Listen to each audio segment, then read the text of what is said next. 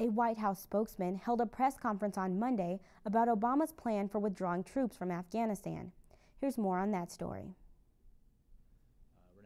President Barack Obama will decide on the size and timing of the troop withdrawal from Afghanistan relatively soon, according to White House spokesperson Jay Carney, but a date was not given.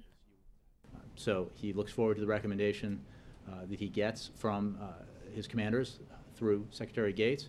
I believe if there are options contained within that recommendation, I'm sure those options will be reviewed and discussed.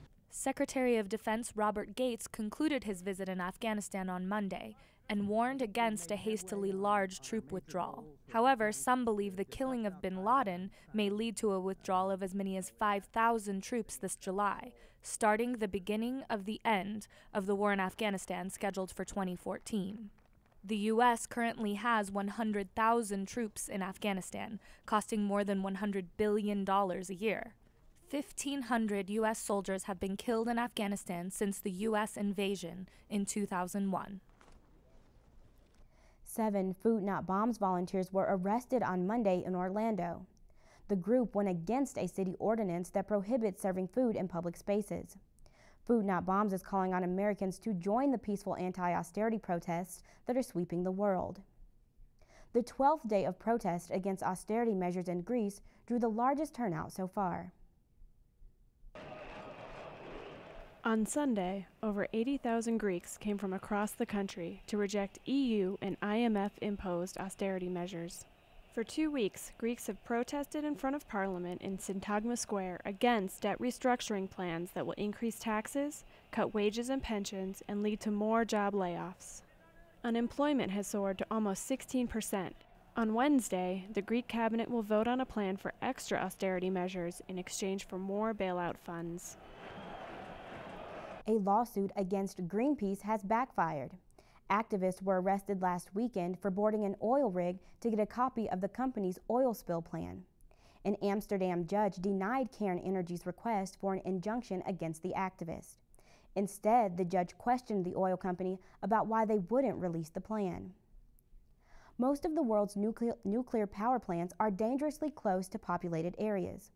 More than 2/3 of all plants have more than 172,000 people living within a 19-mile radius. 21 plants have more than 1 million people living within 20 miles, and 6 plants are dangerously close to over 3 million people. Tokyo Electric Power has announced that 3 meltdowns at Fukushima have released more radioactivity into the environment than Chernobyl. Meanwhile, Tokyo's meat producers are trying to convince the public that their products are safe. Today, they gave out free samples.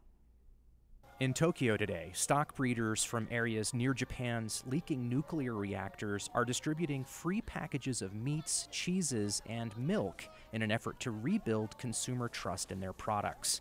A Geiger counter was on hand to give instant radiation checks. I'm a little bit concerned about the radiation, but I'm sure they are safe enough to eat. Shortly after the nuclear crisis, the Japanese government halted shipments of some vegetables and dairy produce from areas near the Fukushima facility because of high radiation readings in samples. But since March, some of these restrictions have been relaxed. Several countries, including the US, China, and EU, have banned or placed radiation controls on Japan's milk and meat products from the disaster-hit areas.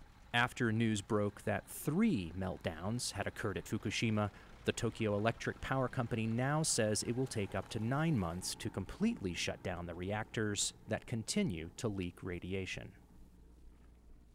On our Facebook page, we asked what you thought about nuclear power plants being built next to large population centers. Here's some of your posts. Rosie C. says, "It's not much different with coal-fired power plants. They're usually located in economically depressed and/or minority areas that get the most impact from all of the nasty stuff those smokestacks are spewing."